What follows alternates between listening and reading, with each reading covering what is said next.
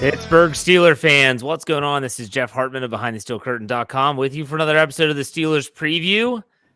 The triumphant trio returns for another week of Steelers talk. Let's bring in Bryan Davis. What's up, Bryan? Hey, I'm so glad to be here. How's everybody? I'm here. Can't complain about that, right? Beautiful day here in the Mid-Atlantic. Dave Schofield. What's up, Dave? Well, I am in a newly furnished or unfurnished room, but a newly floored room where I do my podcasts. And until I get more furniture in here, I might sound a little bit different. One, for echo. Two, because I'm still struggling with my voice anyway. So hopefully you guys can put up with me tonight. Yeah, there you go. We'll be all right. We will make do. The Pittsburgh Steelers have made do with what they have pulled off last week, a crazy upset win over the Tampa Bay Buccaneers. We talked about that in the postgame show, and you've heard plenty of podcasts about that throughout the week. Now we get you geared up for the Week 7 Sunday night football game against the Miami Dolphins down in South Beach. Oh, the Dolphins are going to have it all, hanging out with their aqua uniforms and their 50th anniversary celebration and all this jazz. I don't know. I'm going to ask you all right off the bat. Do you think this plays a role in this, or does it not matter? Bryan, we'll start with you. I mean, the fans are going to be excited, and fans, that drips into the players, but then that goes away after 5 minutes. Dave, you agree or disagree? Yeah, it's going to matter about as much as Brian Flores being a coach and Minkah Fitzpatrick going back to Miami. It's funny because when I think about this, I'm like, yeah, it doesn't matter. But then when Kevin Green got his Hall of Fame ring and stood there at Heinz Field at the time and supposedly gave a rousing speech to the team before the game, that kind of mattered. At least to me it did. So maybe it will matter. We'll see. But yeah, the prime time is going to be, what's up, Bryan? What are these guys going to say? Where's my pudding? Well, is Mercury Morris still alive? I don't think he is. No, I think he is. Isn't he? Is he? Because I think he's still alive. No, I really don't do that. But for me, it's one of those things where I remember he used to always say, when a team's undefeated, let's say they're 10-0, he'd say, "Don't call me when you're in my neighborhood. Call me when you're on my front step." When you're on my front step. I was like, oh he is still alive. I knew it. I knew he was still alive. 75 years old. He's going to give a rousing speech, I bet. He's going to get them all hyped up. Old Mercury Morris. Oh, my gosh. Well, since we're talking about the Dolphins, obviously it's coming up. I do want to mention that we have been doing something that was really kind of a last-minute thing. The three of us have all been doing it. The company Homage. Homage is a company based out of the worst state in the United States, which is the state of Ohio. But they put out really good gear. And the Steelers gear they put out is just awesome. And they also have partnered with Starter to do those retro starter jackets. We're not talking about, when I was a kid, the starter jackets were the over the head, big pouch in the front, half zipper on one side. This is not that starter jacket, as cool as that would be. This is like the Chuck Noll 80s starter jacket. It's black. It's got the shiny look to it. The Steelers button up. Yep. It's got the logo on the chest. It's got Steelers on the back and on the side. There's just two little yellow stripes. You can check out what this jacket looks like on BehindTheSteelCurtain.com. Yeah, I might have to scroll down a little bit or click on the link that says BTSC apparel, and you can find it there. We're giving away one of these jackets. It's a $145 value. That's how much they sell for. And we're giving one away for free. You have to do our trivia, though, and that's only on our audio side. So you have to go back to my Wednesday Let's Ride, is where you got the lowdown on the giveaway and the first clue. Dave gave you the second clue on his Stat Geek podcast this morning, Thursday morning. And then my the third clue is going to come on Friday morning with my Let's Ride. And Bryan's on his Here We Go Steelers show will give you the fourth and final clue. The first person to email me all four correct answers wins that starter jacket for absolutely nothing. So, yeah. Check it out if you want to. It's every trivia question is somehow tied to Steelers and Dolphins. That's what we went with because it's leading up to the game. So give that a shot. Check it out. Want to throw that in there. Okay, Bryan, I'm going to toss it over to you about the kind of like the headline of this podcast. It's about maturity in Miami. Go ahead and explain that. All right. So the headline is maturity in Miami could propel the Steelers dramatically. And this is a very young Steelers team. We all know that. Collectively, they're very young, especially on offense. Maturity The reason I'm bringing that up, because I noticed a lot of that was cleaned up a lot last week against Tampa. I kind of felt like the team had a lot more maturity and they were a little more veteran, even if they were young last week. There weren't mental lapses, they were not there were not dumb penalties, and it all comes to a team that needs to grow up really fast. You can be a young team, but you have to be mature. And with some of these players, like we saw it last year with Chase Claypool in Minnesota, with the celebration when the game's on the line, and dropping the ball and going forward and the clock's running, and that could have cost them the game. Some might say that it did cost them the game, but that's last year. This team, I've noticed a difference between Chase Claypool from week 1 to week 6. I noticed it with a lot of players, and I saw some things that I didn't like just last week with Deontay Johnson before the game, saying, "Hey, y'all going to be watching. You're not going away. So, quit criticizing. You're not going to go away no matter how we play." Basically what he said. That's the kind of stuff that still needs to be cleaned up. And if you could clean that all up and you can be a mature team on the field despite your age, you are going to do a lot better as far as going forward, not just for week 7, but going into Philadelphia and the rest of this season. Well, let me ask you this, Bryan, before I send it over to Dave and get his thoughts on the topic. I'm not disagreeing with you at all with the maturity front. There are a lot of players that need to mature or at least learn how to handle themselves in a more professional manner. You bring up like Deontay Johnson and his interviews are rough. And it's just sometimes he always just seems to put his foot in his mouth. Do you think that bleeds into on-field play, though?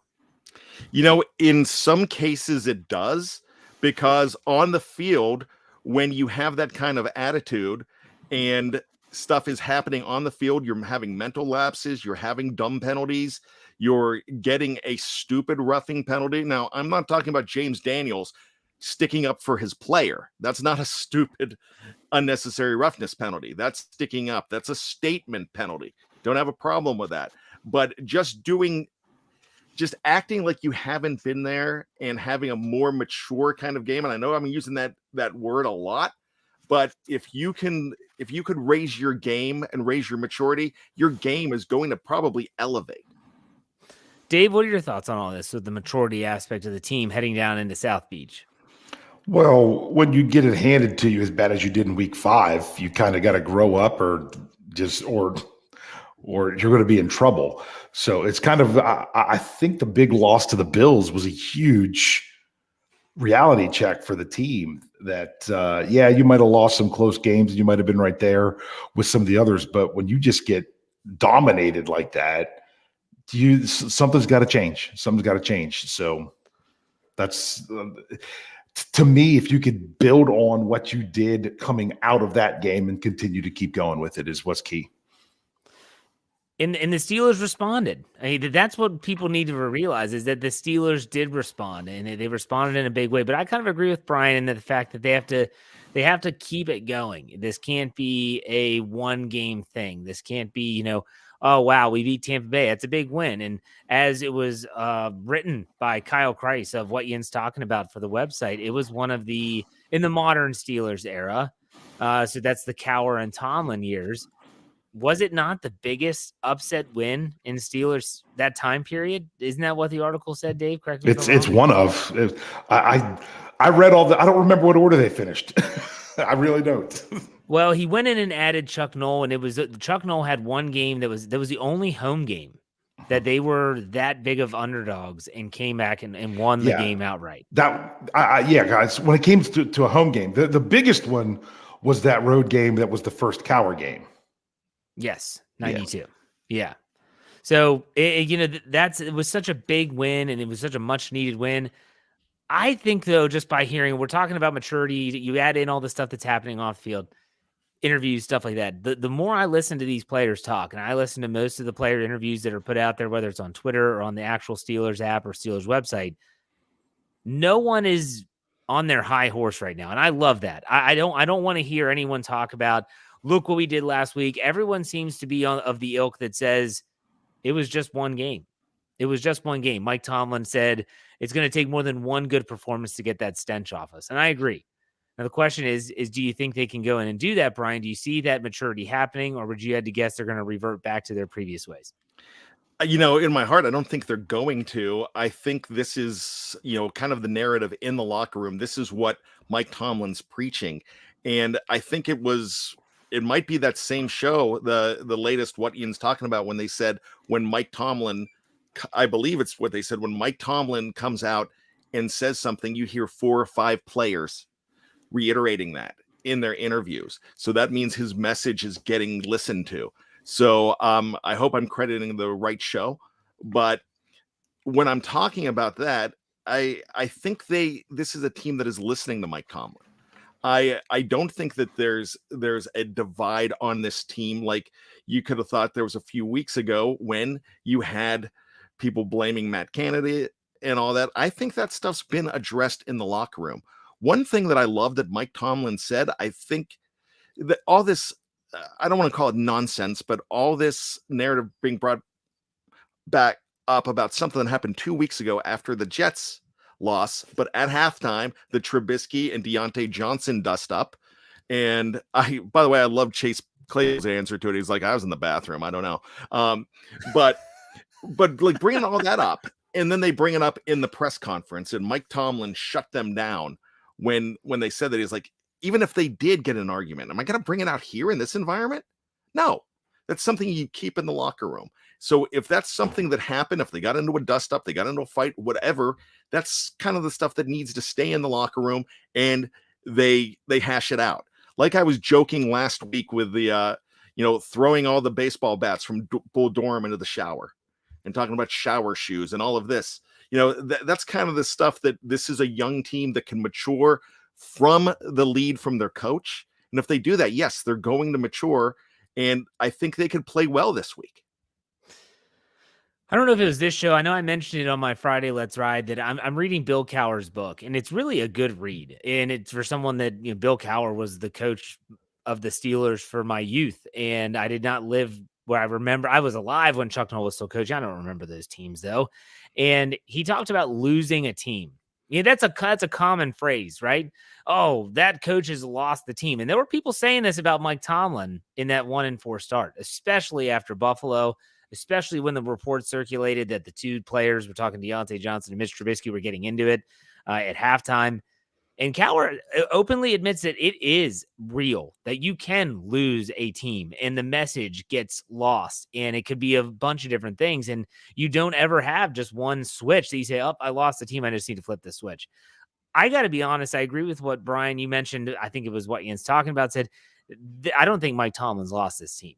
I think they very much are still paying attention. They are very much still glued to what that guy is saying. Now, you might disagree with where he's leading them, but they're not abandoning ship. Not yet, and especially not after week 6. But Dave, what are your thoughts on all this? As he unmutes himself. There we go. As I unmute myself. Hey, you guys didn't want to hear that coughing fit I had in an echoey room either. So, yeah. Well, Bryan, it's funny because you talk about the dust up and everything from the Jets game. I put a tweet. I don't tweet much, but when I do, I make it count. And that was one I put out there. I was like, questions that weren't asked of Mike Tomlin. He wasn't asked about TJ Watt coming back. He wasn't asked about Damonte Casey, who did start his 21-day window today. We're going to get to that. We're going to get to it. They didn't ask about, well, what ultimately happened with DeMarvin Leal and how long you expect him to be out. Anything about that. Instead, they're asking him about a fight from two games ago. I'm like, if you're going to ask questions that he's not going to answer, at least make it be something that's relevant with the team moving forward. Because that's just good for a story for us as fans and everything. But that's not, for people that are looking for what this team is doing moving forward, that's ultimately what everything comes to. And you said about, losing the team and things of that nature. Yeah, absolutely. You can. That's why this was such an important game this past week. Yeah. There goes my next segment. No. My next segment was, let's talk about YouTube comments from 3 weeks ago. I feel it's kind of like the mean tweet segment of we should totally do something like that. All right, I'm not going to say it anymore. All right, let's get to some news. We normally do this right off the bat, but I just had to wait a little bit. Dave brought it up. Damonte Casey had his 21-day clock window, however you want to refer to it, started today, Thursday, and that means that he's back in practice. That's all that means right now. Could he be activated this week? He could be. A lot of teams do that. Have you watched the rest of the league? There's a lot of teams, once they get that 21-day started, that weekend they're activated and they're on the roster. The Steelers, correct me if I'm wrong, Dave, have never done that. They have never activated a player to practice and then activated them that week. I don't ever remember that happening. Ever. They didn't do it last year. No, they haven't done it this year either. They haven't done it this year. I think they might have done it in 2020, but I'm not. I can't think of a specific example where they did. I know they didn't last year and they didn't this year. No, not yet. Now KZ, they could technically activate him by this Sunday, and he could be on the roster for Sunday night. But go ahead, Dave. To me, it takes someone who's a caliber of a TJ Watt to be activated early in the week and play that week. If it would have been a Ben Roethlisberger or someone like that, I could see when Watt comes back, them opening it up for him to practice and whatnot. But the biggest thing is why not get the practice in with these guys when they don't count on the 53 to do it as much as possible? If you don't have to have them for the game. Yeah, no, you're right. Bryan, what do you think about KZ's potential return to the defense? I think that would be mammoth. I would love to see him back there because when you have those other two guys in Edmonds and Fitzpatrick on the field and you add a guy the caliber of KZ, that is going to be very important to this team. I like the look of the defensive backs. Of course, after last week, you got to feel pretty good about the depth of the defensive backfield by seeing some guys. I liken it to a bullpen. Bringing in, James Pierre is like, all right, you got to bring in the lefty. You got to bring in somebody, a middle reliever to step up. Or sometimes you've got to do a spot start. One of them from the bullpen doing a spot start every once in a blue moon. And I feel like that's what they did, and it worked. To go back to answer your question, if I'm not mistaken, the only other guy I could think of them doing it with was Bud Dupree back in 2016. He had the first 6 weeks off of the season on IR, and when they brought him back in, I think that they brought him back in right away, but I cannot remember fully. Now, last year, we waited for them to do it with Stephon Tuitt, and it never happened. He never opened the window. No. Dotson opened the window, and they never talked about him, and he was didn't come back. It was Dotson, too. That's like the ongoing storyline. Is it going to be this week? Are they going to activate him off of IR this week? And no. So when you say that they're like closers, are they like the Stan Belindas? Are they like the Tony Watsons, Bryan? Like, I mean, where are we going with this? Because they're also some they're also bad relievers, not closers, relievers is what I meant to say. Okay, I'm going to go way back to about 30 years. He's a Bob Kipper. Solid lefty coming out. The number 16, Bob Kipper. I remember him. But I think a guy like that, or if you think of like the Nasty Boys, like a Rob Dibble, leading up to the real closer, which was Randy Myers, I think back then. But I think it would be something like that. That stud middle reliever that comes in and eats up some innings, or you might have to start him every once in a blue moon. Stan the Man Belinda. All right, I have a kind of a question about IR guys. So with the injury, injured reserve, the way it works is once a 21-day window is opened or started, the clock, whatever, if the player is not activated within those 21 days, they then go on season-ending injured reserve, meaning they are done for the year. Dave, when is Calvin Austin's window closed? Do you know by chance when he was officially started? Yes. He started, I think it was October the 5th, a Wednesday.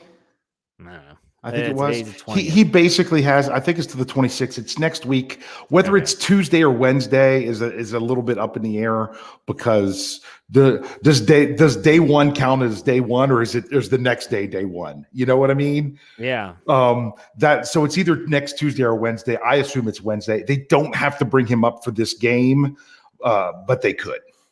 But with a rookie who didn't play at all in the preseason, why not get as much practice with him when it doesn't count on the roster? So you kind of had a feeling they were going to use most of the time with him anyway. So it's getting down to it. My question for you all is how does Calvin Austin get a spot on the 53-man roster? And this is, barring injury, which you can always move someone to injured reserve.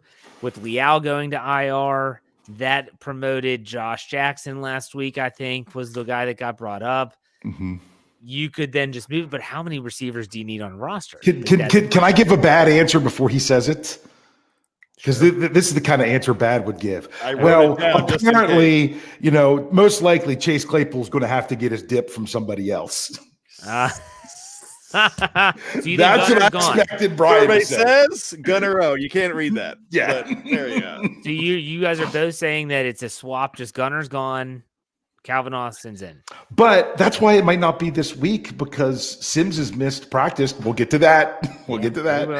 For 2 days. So if he doesn't go and Gunner returns, they might wait until after this game and say, all right, this is what we're going to go with. But I mean, I got to look back. Gunner didn't even play outside of special teams and not returning. He didn't get anything on offense or anything of that nature. Gunner was a gunner. Yeah. Bryan, what do you think? Not only that, when you got the red rifle treatment with Steven Sims in Buffalo and he shot his eye out with a ball and you did not see Gunner O back there, you kind of knew that he's kind of on the outs. I hate to see that with any player, but Mike Tomlin said, one's one, two's a habit.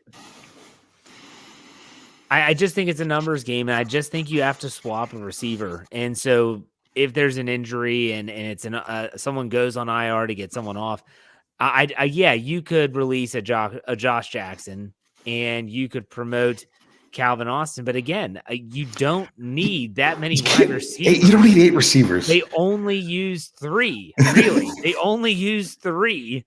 And you don't need another one. So that's why a lot of people, they keep on saying, well, they could do this, that, and the other. It's like, yeah, but at the same time, Gunner O, he was brought in to be a return specialist. And when you lose that job, what's your value? Yeah. And Miles Boykin, a lot of people in the live chat are saying, well, what about Miles Boykin? Miles Boykin might not be the receiver. That dude is a really good special teams player. And that's something Jeffrey Benedict watches special teams. I mean, like close. And he said he's one of the best gunners in the league. So good, Bryan. He might be untouchable right now. Yeah, there is value there for sure. But I'll be honest with you. When the reason I don't think they're going to bring CA3 back this week, I don't know that they have an active spot for him, and they might not have an active spot for him until after the bye, meaning a helmet on game day. Yeah, but they have to get him on the 53 or a season's done. Yeah, exactly. And so that's a big thing. And we'll see. And I don't think trades. I know someone just brought it up in the live chat that trades. I just don't think that's in the cards for the Steelers right now. But we can talk about it quickly. Do you see them making a trade before the deadline, Bryan? November 1st? Yeah, I actually do. Really? Yeah, I really do. It's not the guy that I want to see go. I don't want to see Chase Claypool go. I'm going to go on the record and say that right now. That could be unpopular, but I was actually supporting him in that Buffalo game when people were going after him. Like, Chase didn't really do anything wrong in this game. The guy that I would actually see, and we talked about this, and you'll hear this on tomorrow's Here We Go, the Steelers show. Both Kevin and I would say that if you had to trade one of the 2 wide receivers, Deontay Johnson might be the guy that you would trade. Now, I don't know what you're going to get for either one of them. I mean, you have a desperate team, and desperate teams, desperate teams, send a 5th rounder for Joshua Dobbs, so you never know what's going to happen. And the guys in the wide receiver pool I was reading today are not that good. And Chase might be on the top of that list, but not a lot of people are thinking about thinking right now that Deontay Johnson's not going to be there on the list, but I could see them trying to move not just Mason Rudolph, but one of those 2 guys. Okay. Dave, what do you think? Trade? Any trades making? Well, first, a couple things. First of all, Deontay Johnson has almost $6 million in dead money next year, let alone everything, this year. So they're like, oh, well, his contract's not that bad, or no. Oh, sorry, I said that wrong. If they traded him, it would all come due next year, so it wouldn't be $6 million. It would be over $11 million next year if they traded him. I'm pretty sure that's how that would work. So yeah. And then you say Chase Claypool or whatever. To me, you're only going to trade a receiver is if you are completely certain that Calvin Austin is going to come in without, and be able to step right in and take significant snaps right now, more of than anything else. And I don't know if that's the case. Do I think the Steelers could make a trade by the trade deadline? Absolutely. I think it's more likely of bringing somebody in more than it would be sending someone away. That's interesting. I always think about Matty Peverill, his War Room podcast. He starts it as an audio-only podcast, but y'all that watch on Facebook and YouTube, you know him from the Touchdown Under podcast. The War Room, he always starts it off the same way. The podcast that puts you in the minds of Mike Tomlin and Omar Khan and all the brain trust. So I put myself in Omar Khan's shoes, and I think to myself, okay, I've got a phone. I'll listen. Let's say the Green Bay Packers call me up. Yeah, what's up? Hey, Omar. We're thinking about Chase Claypool. What's it going to take? Hey, I don't got to move him at all. He's on his third year's rookie deal. We still have a fourth year of control over him. He's making plays for the team. He just seems like he's settling in. What are you thinking? We're thinking a fifth. Try. It's going to have to be better than that. Fourth, you're going to have to sweeten the pot somehow. You could do that. And if Omar Khan is smart, he says, hey, if you're not going to give me a day 2 pick, I'm not making the move. I'm not going to make the move. I don't need to make the move. That's the way he should play his cards with him, with Mason Rudolph, with anyone else someone said Washington. The Commanders are interested in Mason Rudolph. Okay, let's talk. What are you willing to give up? 6th-round pick? Thanks. Click. Nope. Make them call back. Like, this is what it is. I mean, I'm not suggesting that they, if Chase Claypool garners a third, that they should say no. I think that's a day 2 pick. You would take that and you'd send him. But at the same time, are you sure the player you're going to get is going to give you more than what Claypool would give you next year? Well, but that's the question that you have to ask. So let's say they do give you a third. My question isn't so much with the draft pick. It is, do they have the roster that they can withstand that loss for the rest of this year? Yes, exactly. So if you think that Miles Boykin could actually do that job, then you could move Chase Claypool and you could just move Miles Boykin into that role. That is feasible. I don't think you want to go with the all Smurfs route and bring Calvin Austin into that role. And I'm not calling the Smurf. I don't want people thinking that's a derogatory term towards people that are vertically challenged. I'm talking about there was an actual receiver core that they called the Smurfs that were all very short in stature. There you go. They won a Super Bowl too. They also did. Well, because I mean, if you really wanted to argue, I could say that I could tell my family, sorry, I got to go down and do my podcast with the Smurfs tonight. So because it's not like you guys are setting any records either. Everyone is a Smurf to you, Dave. You're huge. I know. You're what, 6'5" or something like that? I mean, my gosh. Jeez. No, I'm an average man of 5'9". Yes. I lie that I'm 5'9". But Jeff brought up something. It's called value above replacement. How much value are you getting based on what it takes to replace that player, whether it's for the rest of this season and going forward? And like you said, it is too. It's what are you going to get for next year with what you get in return, and how much of a drop off is it this year if you move that player? Is that worth it? Yeah, no, it's not as easy as just let's make the move, and it's the same with Mason Rudolph. You saw in week 6 how fast things can change. So Kenny Pickett, yes, thankfully was not that. It doesn't seem that bad. But if one of the quarterbacks goes down for a long-term injury, well, you're wishing you still had Mason Rudolph on your roster. So it's just really interesting. And then you can get into the whole comp pick stuff. I don't want to talk about all that. We'll see how it plays out. There's still a couple weeks left before that trade deadline. All right, let's get to some good news. I want to hear some good news, not players leaving. I'm talking about players coming back, and that's the injury report. A really good one for the Steelers. Dave, why don't you read that off? Okay, hopefully this echo doesn't make it too terrible. I'm going to read off all the players that were on the list but were full participants on Thursday. Kenny Pickett, Cam Sutton, Akello Witherspoon, Levi Wallace, Minkah Fitzpatrick, Miles Jack, Mason Cole, James Daniels, Pat Freiermuth, Chris Wormley, and Larry Ogunjobi. All full participants on Thursday. The only ones that were anything was Steven Sims did not practice Wednesday or Thursday, and then 2 new names today. One was Cam Hayward, rest, didn't practice. Who cares? And then James Pierre limited with a hip. That's when a player shows up limited with a new injury on a Thursday. Friday's always interesting. I wouldn't be shocked to see James Pierre DNP. Did he hurt his hip during practice and couldn't continue? How bad is it? You never know. Like I said, the range for limited is so frustrating. You take 1 rep and 1 drill, you're at least limited. You take everything but 1 rep and run 1 drill, you are limited. It's somewhere in there. So we don't know exactly what it is with James Pierre and his hip. Or, according to the Steelers, you could have a player that goes through all the individual drills and he didn't practice at all. That's no, and then you can change it for 3.5 hours later. Clerical error, the cut and paste component. Well, hey, at least today on the injury report, they spelled Kenny Pickett's name right. Yesterday, they didn't. They spelled it wrong. Are you serious? Yeah, I didn't notice it either. Someone pointed out in the comments of the article that the graphic that they put out from the PR department, Pickett only had 1 T. That was my college paper, the Pickett.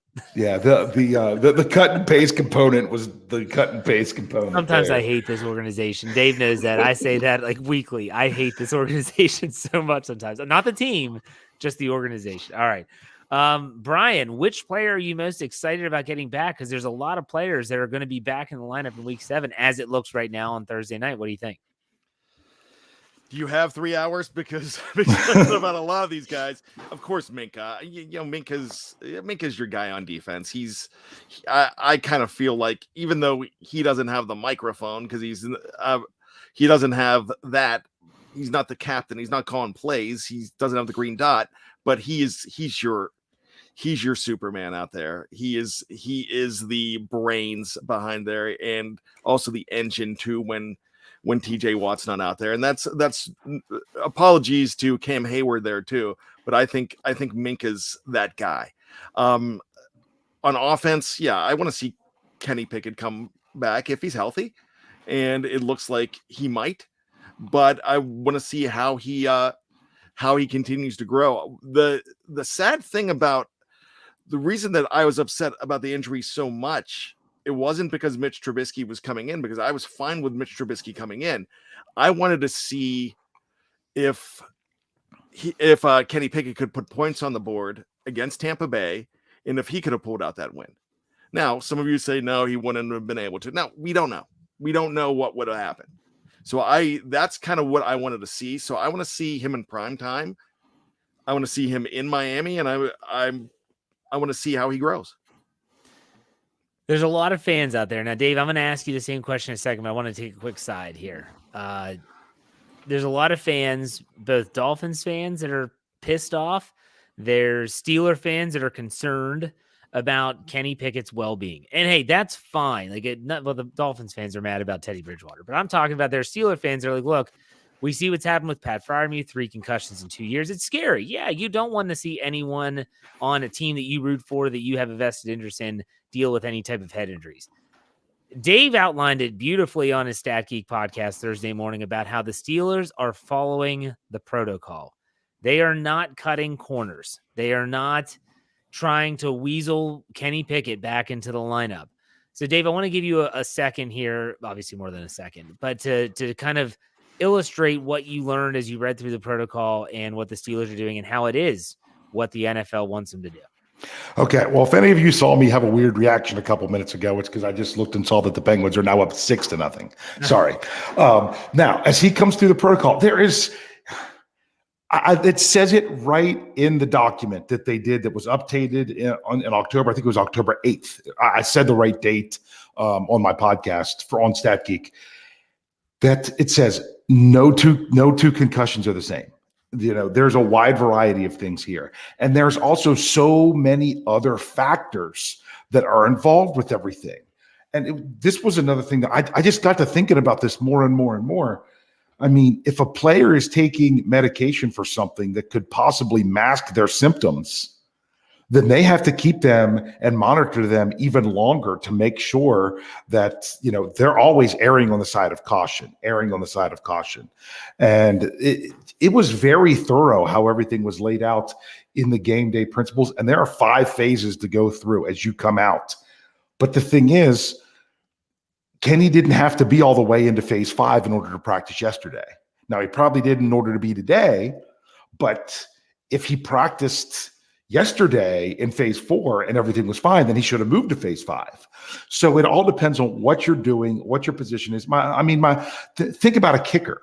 A kicker could probably go out there in a lesser phase and still do everything, but they're not that they would normally do.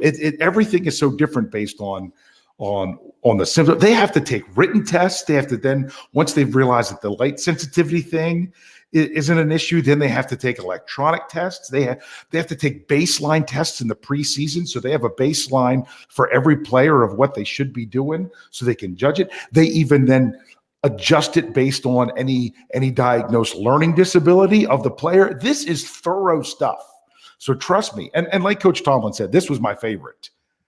You've got people that are dealing with concussions coming to our city to get answers. We've got the people. I'm trusting what they've got to say. Yeah, Tua, he has become the poster boy of what not to do in terms of concussions in the NFL, came to Pittsburgh before getting final clearance, met with the experts at UPMC. So gives you a little bit of an insight there. So good stuff as always. But Dave, who are you most excited about seeing coming back from injury this week? Matt Canada.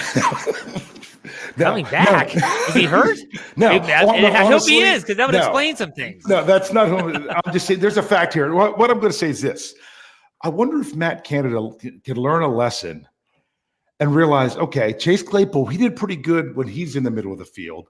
Pat Freiermuth, he does pretty good when he's here and in the middle of the field. If I have both of them, am I still only allowed to have only one of them in the middle of the field? No. Use them both. Use them both is what I'm hoping happens. I'm excited about Freiermuth for the offense, assuming that they're then going to actually, sometimes you bring a player back that should be great, and then they change up what they're doing stuff with other people, and it's not as good. That's one concern I have there. But Bryan already took the answer. I mean, spin the wheel about which player in the secondary is great to get back. But at the same time, if they come back and they're not getting the job done, it's so great to know that you had these other guys that stepped up and played well. Yeah, just so you know, that Matt Canada answer was very close to being a BJ Finney answer. That was borderline BJ Finney there. You didn't phrase the question right for me to answer that way, but I tried to squeeze it in. The classic. But you know what? Did that make sense? That part of the reason I think Claypool did so well was they said, let's use him in the middle of the field. You know what? I've got a great idea. Why don't you? It works so well. This is off the subject, but Kenny Pickett coming back. You can even say about Kenny Pickett coming back because he missed almost half the game. If the Steelers are in a 3rd and 15 and you see every receiver not go further than 7 yards down the field, I think I'm going to chuck my terrible towel, hopefully in a direction that doesn't take out all my Legos, because that's just going to be infuriating. Because I know that was a really nerdy answer. Not the Legos, man. Because the last thing you want to have happen, I mean, they showed what they could do with the aggressiveness on 3rd down. Don't come back with Kenny Pickett and not do the same thing. Don't come back with Pat Freiermuth and then say we're not going to have Chase Claypool in the middle of the field anymore. Don't do that. Don't do that. Utilize all these things. Bryan, you want to say something? Yeah, you had to bring up Finney? That was a brilliant answer from me because I was thinking outside the box. You just answered it to the wrong question. Is that when he was with Cincinnati? Yeah. Yeah, but it was because he was replacing a player. It was because you had his pants. That's why. Yeah. No, it was a well thought of. You guys just don't get me sometimes. That is fact. That is fact. There are times I don't get you. All right. So let's do some over-under. We're getting ready for the what? Did you want me the to real Miami quick? side? Sure. Yeah. I forgot about that. I don't even know these guys, so I'm just saying. Any okay. rest player, leave them off. Okay. What if it was illness? like for example, tackle Taron Armstead, toe limited. Linebacker Sam wow, how am I going to do this one? Illness, didn't practice, but it's not injury related, so we can leave that one go. Yeah. Cornerback Keon Crossan knee, didn't practice. That guy that we don't want to talk about had vet rest. We're not talking about him. Defensive end Emmanuel Ogba back, didn't participate. Defensive tackle Christian Wilkenhands limited. Linebacker Jerome Baker hip limited. Can skip that one. Cornerback Cater Kohu I don't know. Oblique limited. Running back Raheem Mostert. That's my new ringtone. Dave saying that. You're going to pull that sound and do it. I know. That sounds like Finding Nemo. Mostert knee, full participant. Defensive lineman Zach Seiler hand limited. Tight end Durham Smythe hamstring limited. Quarterback Kyler Thompson right thumb limited. Defensive back Elijah Campbell foot came back as a full. Tight end Tanner Connor knee full. And tackle Greg Little Achilles limited. Shark bait. That's it. Yeah. Mount what a huckaloogie. All right, good stuff. The ring. Oh, fine. Sorry. That's such a good movie. Okay, let's do some over-under here. Brian, do you have your little notepad ready? I do. So did you decide which one you're going to give me credit for? That's true. He did bring up a good point, Brian. Because 2 weeks ago you said, "Oh, well, you picked the Bills, but you picked the Steelers to cover, so you don't get a point." And then this past week you said, "Oh, well, you didn't pick the Steelers, but they did cover like you picked, but you don't get a point." You can't have it both ways. No, I told you on the phone, Dave. I made a mistake. I didn't. Okay, I couldn't remember what you said. I just remember giving you a hard time. I'll give that to you because I'm calling you out, Brian, on the air. No. It's not just that you're giving me a point. I want to know which one. I want to know, are we going winner or are we going spread? No, it's been spread since the beginning. But I made a mistake. I thought you went against the spread, and I didn't, because you made the change. I specifically changed it to just barely be under the spread. Yeah, and I wasn't paying attention to that. He'll call you out. He'll call you out. He called me out for using rankings on my show. So Lord forbid, he owns all the stats. We can't use any stats. I will say this, and we need to talk to Dave's wife. We need to talk to Rich. I got to ask this question. I have a feeling that there's some board game that it's called the incident, like the Scrabble incident or something with Dave. There's some kind of it could be the Pictionary incident. Oh no. Okay. But I guarantee you, he went off and went crazy. The answer for that one is for my sister. Because it's true, because it was a double incident and it was with a board game and it was not good. What game was it? Well, the first one was Life when I was crushing it and she put all her money on one number and spun it to win at the end. And then we have this phenomenal board game growing up. I have a copy. It's called the Christmas game. It's about Christmas. What do you know? But it's similar to Monopoly, and you got to buy gifts and whatever. But they have this thing called Super Shopper. If you land on this space, you roll the dice. If you get snake eyes or box cards, you automatically win the game. And of course, I'm crushing my sister in this game right after she beat me at Life. And what does she do? Boom, snake eyes. I'm done. Dave broke the Christmas game. I broke Christmas. Ladies and gentlemen, the year Dave ruined Christmas. I can just see Dave Hulk smash. Pieces of the board game just go flying everywhere. Don't even ask them about the infamous kneeboarding incident. That's a whole other show, I think. All right, let's do some over-under here. Let's get this train back on the tracks. Let's go. Chase Claypool had a big game last week. They led the team in receiving. I believe he had 96 yards receiving. little lower output. I just don't see anyone having consistent great games. George Pickens had 2 weeks in a row, but I have Chase Claypool's over-under in Miami at 65.5. 65.5. Bryan, we'll start with you. Over or under? You know, the smart answer would be under, but I really believe in Chase right now. So I'm going to say that he doubles down and has another good game. So Okay. over. Dave, what about you? My heart says to do that, but my head just says Pat Freiermuth's going to get some catches as well. And who's it going to take it from? Probably the other guy that was using the middle of the field. So I'm going to say just under. I'm making the assumption Kenny Pickett is going to play, and Kenny Pickett and George Pickens are the ones that have that connection. I'm going to go with the under in this one. I think he has a good game. He still has some catches. I think he's going to be around 40 yards, and Pat Freiermuth coming back will also limit. That was just receiving yards, right? That didn't count. That is rushing. Just receiving yards. Okay. Yes, just receiving yards. Let's go with one that was, well, I think I was the only one that got it right last week. We're sticking with the same line at Steelers sacks. They have not gotten to the quarterback with regularity.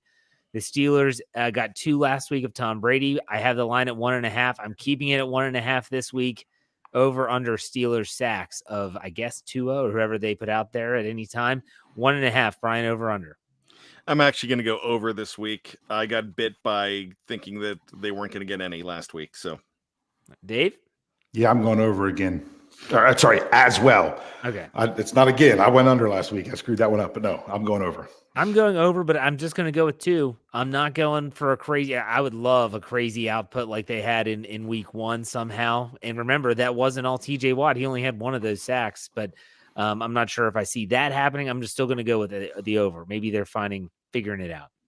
Pittsburgh Steelers turnovers. How many times they turn the ball over? I'm going with a half. So they're coming off a no turnover game against Tampa Bay. Bryan, you taking the over or the under? yeah, I'll take the over. All right, Dave. Yeah, I'm going to have to go over as well. It's so hard to go 2 straight games clean when you're that young of an offense. Under. Good. I have using my head. No, not Good. using my head, using my heart. Yeah. Okay, let's go with Pat Freiermuth, who's going to make his return to the lineup. His receiving yards, I have it set at 45.5. 45.5. Bryan, what do you think? Let's go over. Okay, Dave. Before you said a number, I had 41 in my head, so I better go under. I, too, am going to go under. I hope I'm wrong, but I just think that they're going to spread the ball around. I don't see anyone really going berserk. And if I do, I would choose Big George, as Matt Canada called him. The last one, I've never done one like this on this show before. It's the opposition. Combined receiving yards, Tyreek Hill and Jalen Waddle. Combined receiving yards, 152.5. 152.5 total combined receiving yards for Tyreek Hill and Jalen Waddle. Bryan, over under? Over. Okay, Dave? Yeah, I was thinking more around, 200, believe it or not. You But think I don't know they're that. both going to get 100? Or one goes Or one higher goes than the off? other. Yeah. With all the defensive backs coming back? We've seen Tyreek Hill go off against those defensive backs just last year. Have we? Did he go off against them, or was it Kelsey? Tyreek had a couple touchdowns. He at least had 1 touchdown. Yeah, No, but this is about yardage. in the playoffs. No, but this is about yardage. I don't remember Tyreek Hill ever going off on the Steelers, but that's just me. I could be wrong. I'll look it up. You look it up. I'm going to see if I can get it first. It's a race. Who's gonna get It's a it? race. I just remember, I always thought it was Travis Kelsey that just annihilated the Steelers defense, but I could be wrong. This is my first time ever doing this type of over-under, too, so I'm trying to manipulate my way through Okay, this. last year, Here Tyreek we Hill go. had 57 yards In the playoffs or in the playoffs. In the playoffs. Okay. He had 5 catches for 57 yards. Okay. All right. That's He not might have going had touchdowns. I'm just saying, I'm talking about yardage, not touchdowns. I'm going to go under. I'm going to go under on this one. I think Yeah, he only had 19 in the regular season one. Okay, well, yeah. And I have Waddle on my fantasy team. Is he even playing? Apology accepted, Bryan. I assume, but I give you apologies at least 17 times a week. with all my screw ups. Hey, what did you go, Dave? Under? With 152? I went over. Okay. If Is they that go only 5? Did you No. only get 5? No, I Did I did miss 6. one? I had Claypool yards, Pittsburgh Steelers sacks. Oh, I did. I forgot one. I skipped one. Steelers passing touchdowns. I just left it as general passing touchdowns. So this could be anyone. If they do a halfback pass, it would count at 1.5. Bryan, over under. I'll go over with 2. Dave? I'm going 2 this week as well. I'm going to go over as well. So all 3 of us go over. So yeah, that was my fault. I skipped over it. So it should be you should have 6, Bryan. Jeff, apology accepted. I did say I'm sorry, unlike you. Okay. Now that we know all that information, let's do the spread still 7, Dave, last you checked? Maybe I should hit refresh, but it was 7 and the over under 45. I will refresh the page. It's a half hour old. You never know what could change in that time. You never know. So it changed. Was that last week? It changed during the show. So yeah, it's still 7 and 45. And it changed drastically after the Friday injury report was yes. Okay. Bryan, how do you see it shaking out? What's your prediction? All right. So I'm just going to follow Dave's lead and just change it later. Right now, I'm going to go with, because last week I went Steelers 23, Buccaneers 20, and then I changed it, which when you change it, that means it's gone. The one you change it with means that it's gone. So I'm going to go ahead and say Dolphins 27, Steelers 24. Steelers will cover. What did you say? You said Dolphins 27, Steelers 24. Okay. Yep. Dave, go ahead. What's your See, score? to me, what we say on this show is what it is. If we change it for the article, we can do whatever we want. But and I don't know that I'll definitely do the same thing for the article. But this week, so then I get the point then. Oh, that's see. So what? I don't know. I don't even care. I'm just disagreeing just for fun. What are we talking about? Oh, my pick for the game. Yes. This was one. The Steelers right now are 2-4, which is exactly where I had them to be. They just didn't win the right games. But this was one that I had them winning before. I'm going to go with it. I'm going to go 26-18. Who? Steelers. Oh, good. There you go. You know who I'm going to pick. The question is what is my score going to be? I actually had the same score as Bryan, just flip-flop the result. I have the Steelers winning this game 27 to the Dolphins 24. I think Tua looks a little bit rusty in his return. I don't think it's as smooth as a lot of people are expecting. I think the Steelers, they might be riding high a little bit after their week 6 win over Tom Brady and the boys. So I have the Steelers 27-24 winning this game and obviously covering. And the money line bet is actually pretty nice, I think, if you're wanting to try that bet out. I got it right here. Plus 235 or something like that. It's plus 350. Well, wait, wait. That's the Eagles. I was ahead. I was a week ahead. That was the Eagles game. It's plus 270. Oh, still that's good. Yeah. That's good. There you go. All right. So let's do some trivia. Bryan, what do you have? Okay, this is a really simple one. This player was a Pro Bowler for both Pittsburgh and the Dolphins, and he had his best statistical category on one of the big ones for his position with the Dolphins and not the Steelers. Who was he? Joey Porter. And what was the stat? Sacks? Yes. Yay. See, how many? I just had to say it. How many? How many? I thought you said how many sacks. In one season, in that one season, right? 1 season. 10 and a half. I'll go with 12. Joey Porter, with his output in that very first year that he was gone in 2007, would have been the Steelers' all-time sack leader with 17 and a half. Wow. I didn't realize he had that many. Man. Yeah. Well, he had that. I remember he had the pick against Pittsburgh, and he was on the sideline and at Heinz Field, and he's like, "You love me. You love me." All right. Gosh, I hated seeing him in that stupid Aqua uniform, though. Okay. Anyways, I'll give you a quick trivia. Who's thrown up the most in South Beach? Lawrence Timmons. Lawrence Timmons. Lawrence Timmons. And who didn't show up for work down in South Beach when he was with the Dolphins. Lawrence Timmons. Well, we don't know who actually threw up the most on South Beach. He'd be close to the tie. I think that guy's puked on that field like 3 times. All right, Dave, what's your trivia? All right. Well, since we had to do so much stuff with Dolphins trivia for the contest, I decided to go in a somewhat different direction, and I went with Sunday Night Football trivia. Okay. So the Pittsburgh Steelers, I have played a lot on Sunday Night Football, a lot. This is in history. This goes back to 1978 was the first time I think they played on Sunday night, and this is only regular season. But the Pittsburgh Steelers have played 24 home games on Sunday Night Football, and they have a record of 14-10 on Sunday Night Football at home. They've played even more road games. They've played 32 road games. How many wins do you think they have on the road on Sunday Night Football out of 32?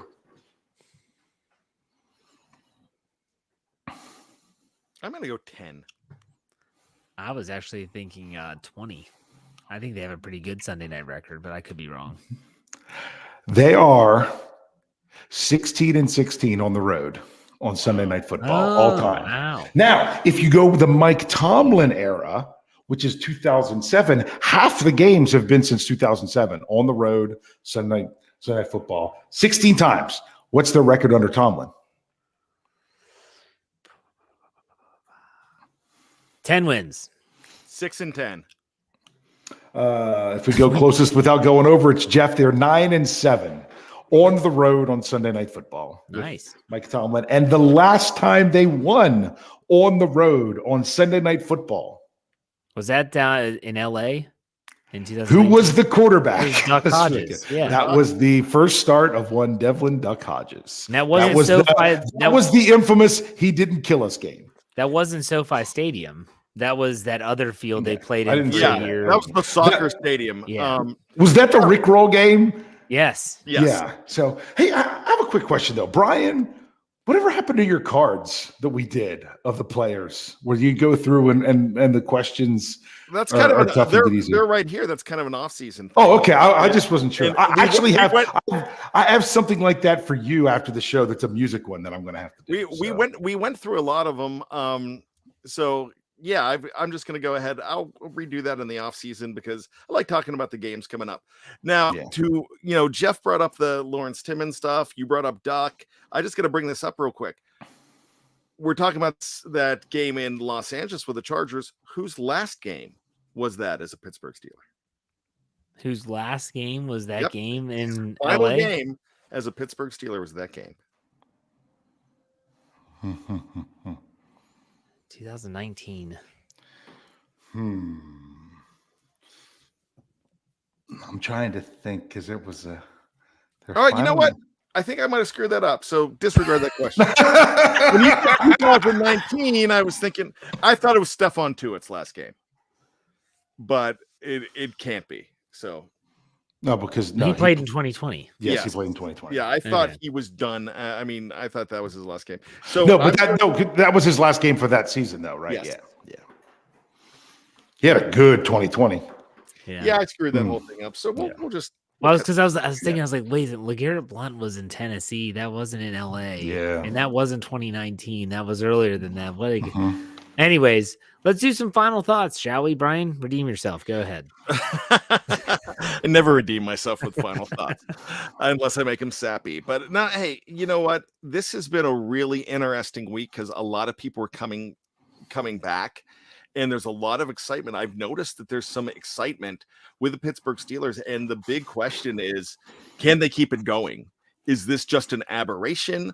Or is this a team that is just going to continue to struggle because that was just a game that they did not figure out where they're going? They just got lucky. And that's what some people are actually saying too.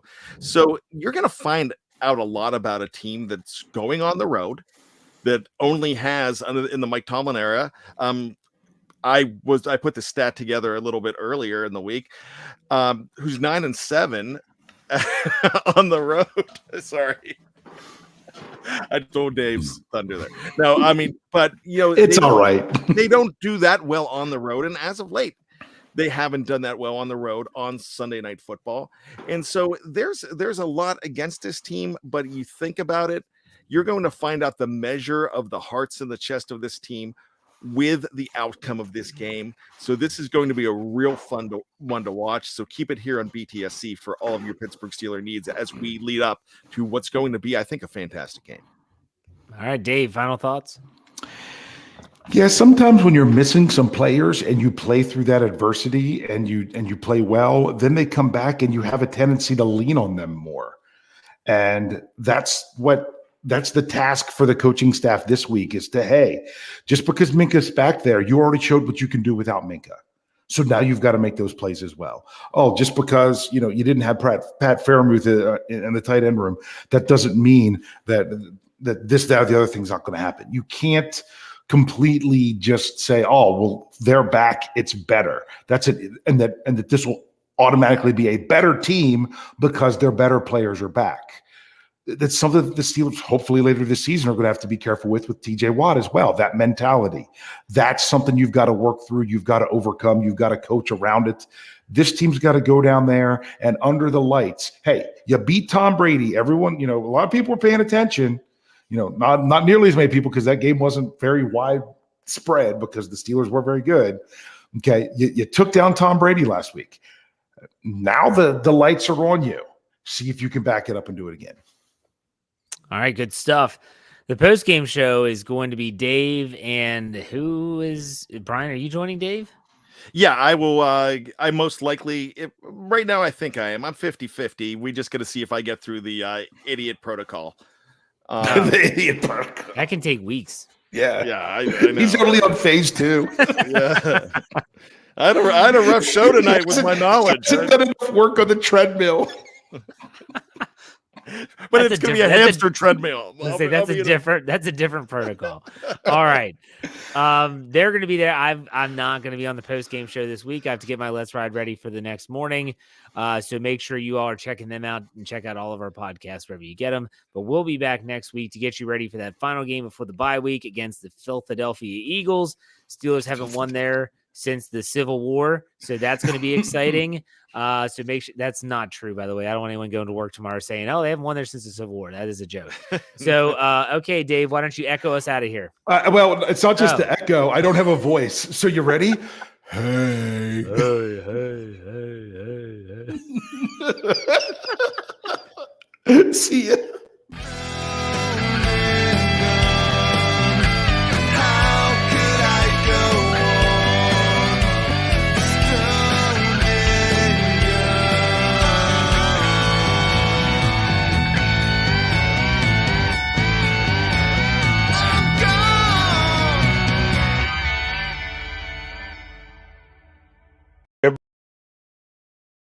Everybody else gets a little tight.